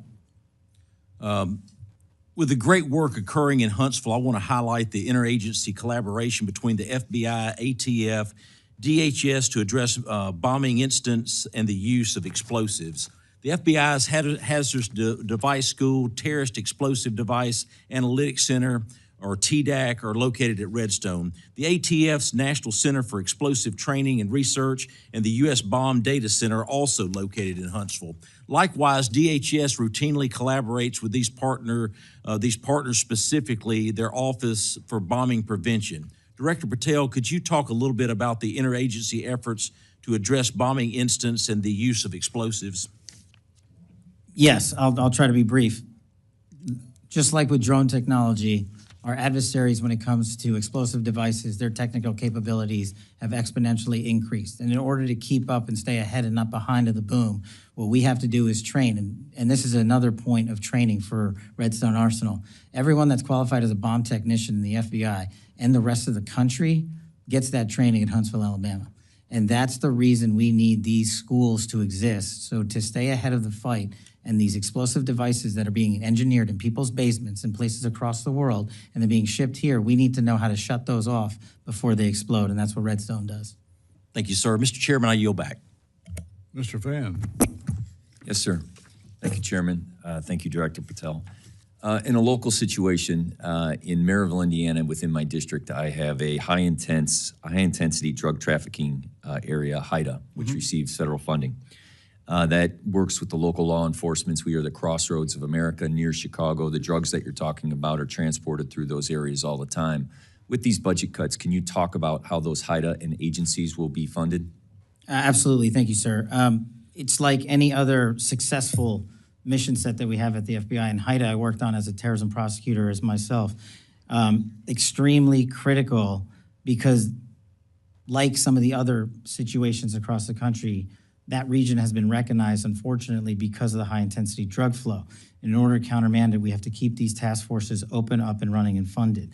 But in order to do that, we can't just flood it only with federal funds and federal personnel committed to working with our state and local partners, because that's what makes HIDA successful. My experience in HIDA wasn't in your district, but down in the Southern District of Florida, and I can't imagine it being too different in terms of how we proceed and how to make that successful. Okay. My next question is, just recently you had a visit to the National Center for Missing and Exploited Children. Just please tell me how that cyber tip line and how that program's future looks with these $500 million cuts. We actually partner wonderfully with NCMEC, and we've committed to allowing our FBI employees to remain there no matter what. We will find a way to fill that mission set, even if, even under the most austere of budget cuts, because what they do is exceptional. If people don't know, they need to go there and see it. It's right in Arlington, Virginia. They find missing children from 5, 10, 15, 20, 30 years ago, and they provide treatment to those that have been abused. Okay. And so you have my commitment, sir, that we'll do it. I appreciate that. And according to the domestic terrorism operations sections, the internal tagging system used to track domestic terrorism investigations was eliminated, and the staff of 16 was reduced. Can you tell me that future and where you hold that program? Sir, if I may, can I get back to you on that in writing, because I'm not familiar with that off my head. Then in your written testimony, you had talked about cybersecurity. I'm going to tie two things together. The FBI agents, are they still currently at the end of every week emailing the 5 things that they've accomplished? I'm glad you raised that point, sir. We never did that. I stopped the that. FBI agents were never asked to put in their goals in which they accomplished? The reason why I say that is because I had a specific conversation at a retirement party of a chief from an agent who expressed to me that after he had chased a car down 8094 who had stabbed a family member, and he left his home and was able to prevent that individual from killing someone else because it was cross state lines, that he had to go back and then that next day was told he had to fill out his emails of what he accomplished. That email was sent across government agencies. So it was sent to the FBI. It was sent to. So you just said it was never sent to the FBI. So was it or was it not? It was sent to the FBI. I, as the director of the FBI, said we are not. Who sent it? We are not responding to it. It came from a general account at the department. Okay, so then my next question is, that information that my FBI agent in my district sent to that agency, how is that information protected? I'm sorry, are you saying the agent responded to that email? Are you saying they did not? I told the workforce not to. But you just told me that they received the email. We did. So without this, let's just assume that they did. Where did that information go and how is it protected? That information would have only been sent to their immediate supervisor, and every supervisor in the Bureau was told if they received any such information, it is not to be actioned in any way. So what happened with that information with the supervisors? I don't know. Well, I'll have to get back to you on that, if any was collected, but if it was. So you said that the FBI, that a different agency sent that email. What was that agency? It came from the Department of Justice. Okay. And those emails never went back to the Department of Justice who requested it? No, sir. Okay. And you're 100% confident of that? Yes, sir. Okay. The information that the supervisors had from those agents, where did that go? That should not have been transmitted anywhere. We got on top of it fast enough where I believe, and because I'll you thought it was wrong? I thought Why did you prevent it? Because the operational mandate that we have at the Bureau, in my opinion, prohibited the public disclosure of that information across our media. So to be perfectly clear, the Department of Justice got it wrong. I'm not speaking for the Department of Justice. But you are saying that that directive was in complete conflict of what your procedures and processes are. My procedures and processes are under the Department of Justice. I'm saying as a subordinate of the Department of Justice, that's where the email came from. I don't know where it came from on top of them. But your directive was to make sure that the Department of Justice did not get the FBI information. That no one got it. Except the supervisors. Why would they request it if they would never get it? Well, the supervisors were told to stand down. What I'm trying to say is when that email came in, we acted as fast as we could, I think the same day, to say we are not in a position to do that. Everybody hit pause till we figure out what to do. And the end result was we at the FBI are not complying with that request to publicly do so. And we told agents that if you feel the need to express that information to your supervisors, only do so on the classified system. Okay. The information that I received, that personal conversation that I had, that agent didn't seem like he felt the need. He felt it was a directive. I thank you for your forthcoming. I look forward to working with you. The purpose of me bringing up this questioning was to make sure that that information is secure. Yes, sir. I'll double check. Mr. Moore. I yield back.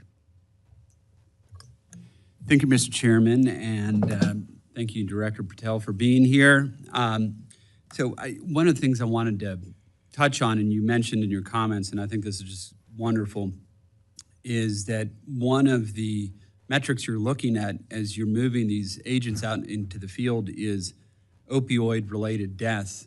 My state of West Virginia, we have the highest per capita opioid deaths in the entire country. It's unfortunately not even close.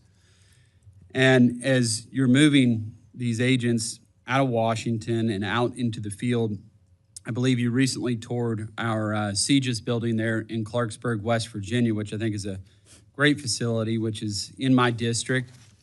And is that facility going to receive any additional FBI personnel?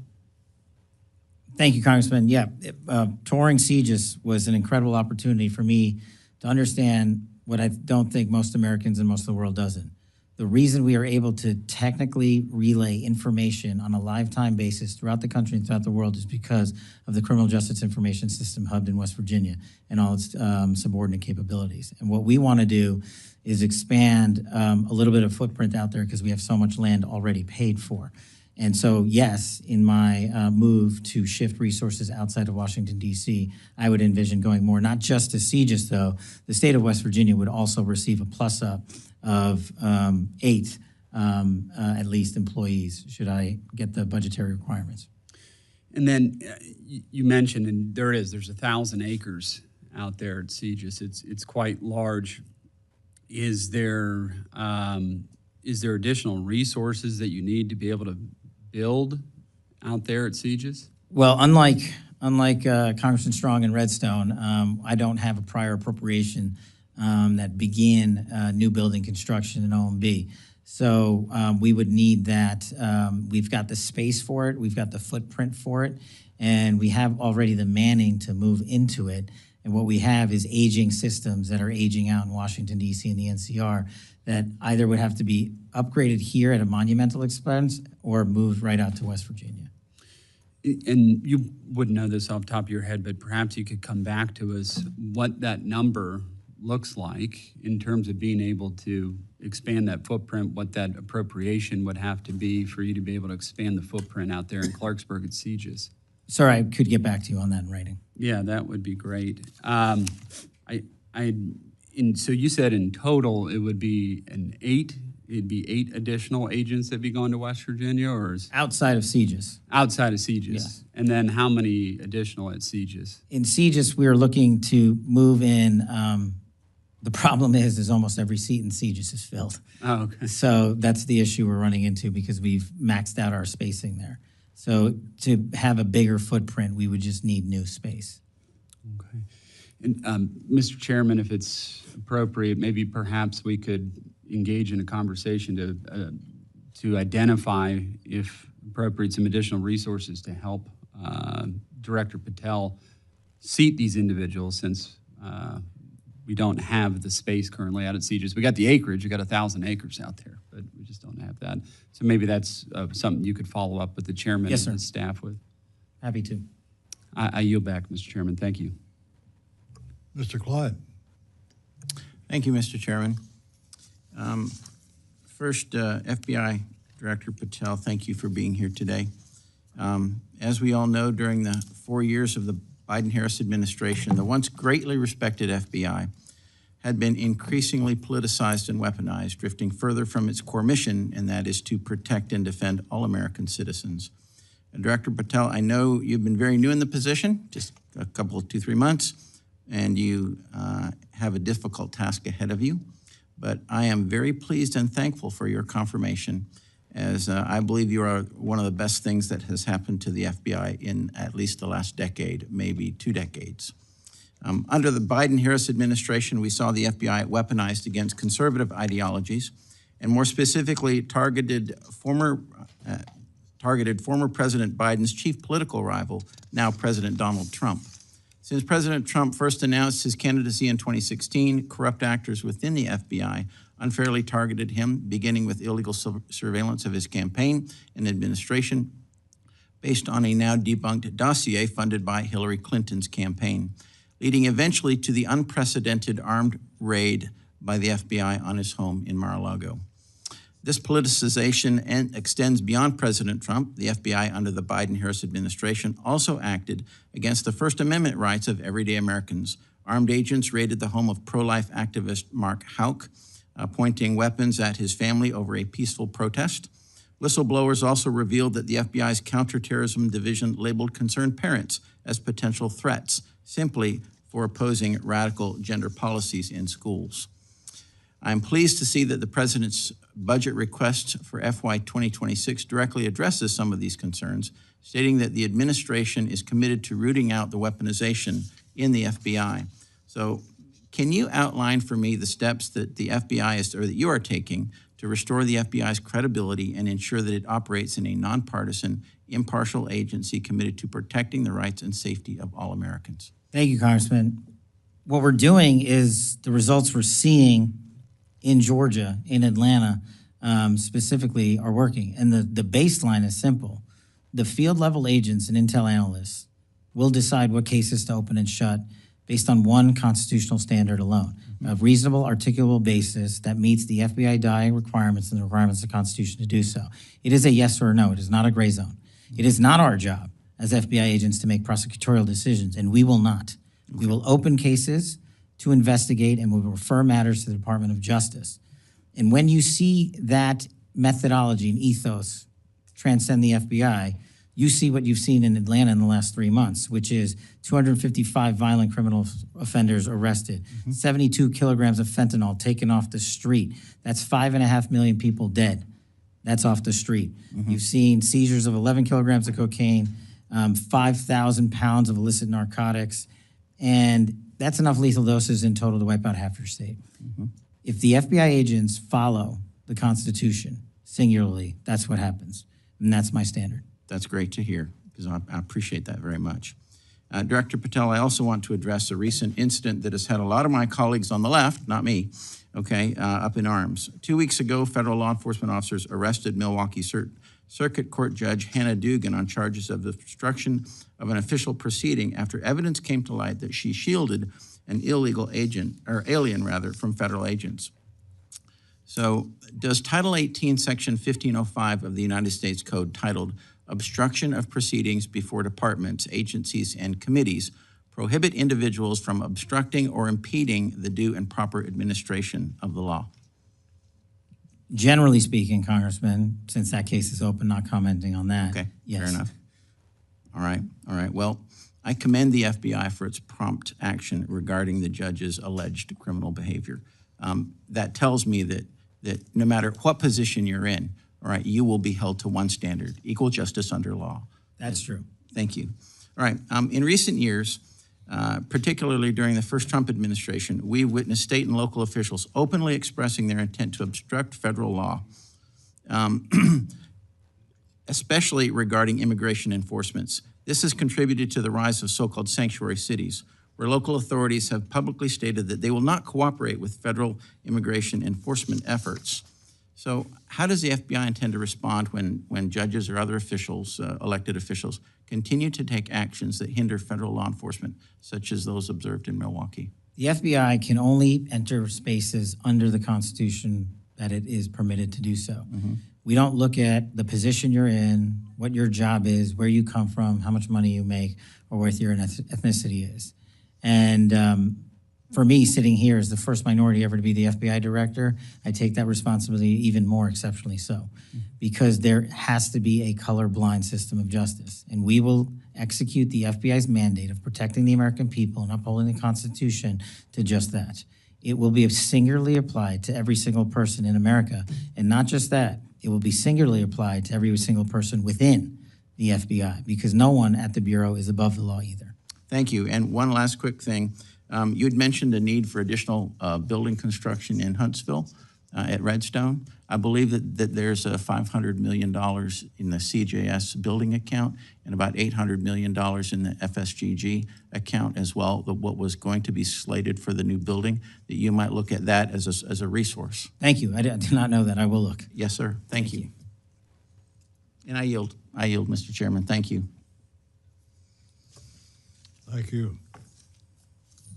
I think we are ready to wrap up here, but I will yield myself 3 minutes in closing. Mr. Director, the drug war, killing our beautiful young people, but we got a bit of a ray of hope in the last couple of weeks. CDC now says that overdose deaths from opioids decreased 30% in the last year. That's the good news. The bad news is 70% of that was fentanyl, overdose deaths from fentanyl. I was happy to see the news story over the last couple of days of the very successful seizure and arrest in the west of the U.S. Of fentanyl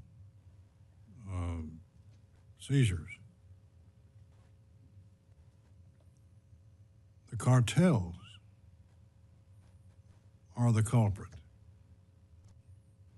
The drugs are bad, but they have to have this national, international organization in place infiltrating every metropolitan area in the U.S. and otherwise. Cartels. Tell us what you're doing or plan to do to get at the cartels and destroy the system that's bringing these poison pills home. That's just it, Mr. Chairman. So in the first couple of months since we took over, we just 1 month ago, extradited 29 Mexican national cartel figures out of Mexico. So what we're doing is going down there to Mexico and saying, if you're going to import drugs and kill our children, you're coming here to face American justice. And that was just one trip. We've had 3 since I've been in the seat. That's part 1 of the issue, taking the fight down to the cartels in Mexico to the extent that the FBI can. We're partnering with our intel community partners and ultimately with the Department of Defense and whatever the administration decides is appropriate to take further action there. But that is still being worked out. Overseas, one of the things I'd like to highlight, and I'm glad we were able to get this in, is the fentanyl is killing our children and our youth. But no one is looking at the precursor machines and factories in mainland China. We are. We started that the day I hit the seat.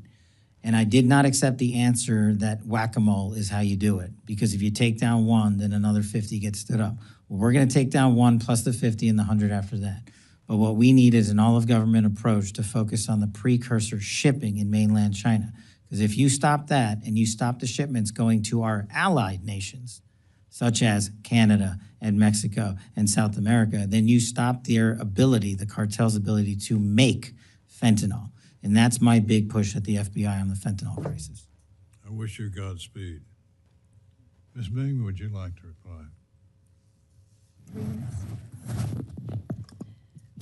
Thank you, Mr. Chairman. I thank you, Director Patel, and your team for being here. I am disappointed that the chair is not allowing a second round of questioning.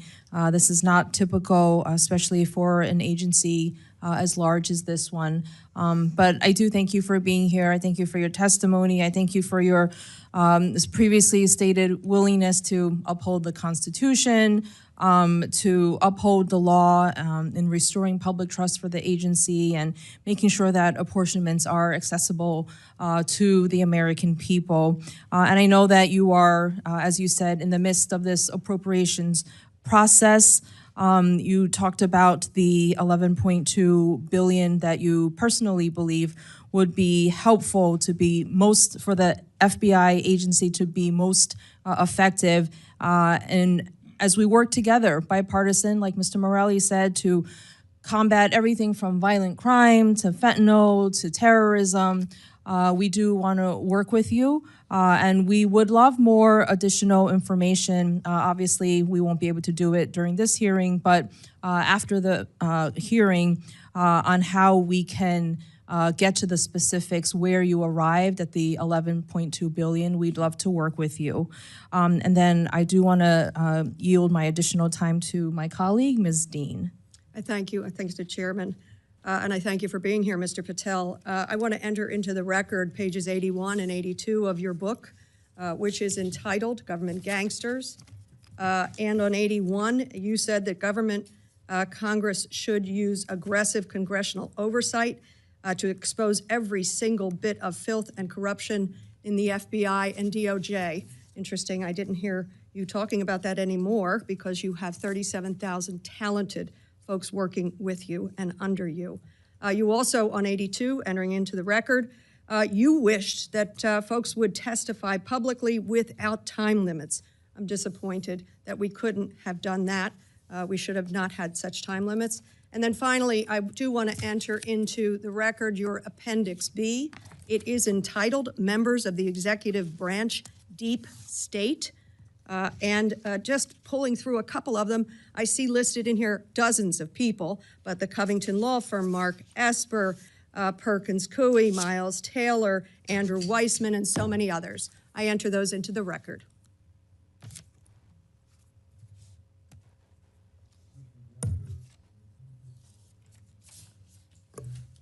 We thank you for being with us today.